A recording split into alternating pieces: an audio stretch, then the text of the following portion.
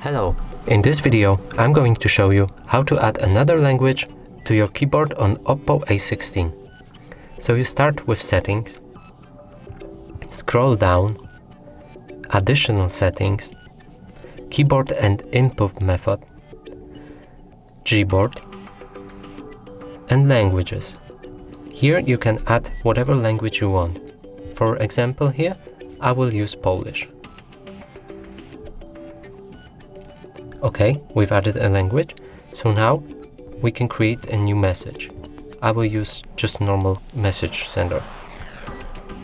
Start chat, hold space, and you can select the language that you just added. That's it for this video. Thank you for watching. Please consider subscribing to our channel, liking and commenting this video.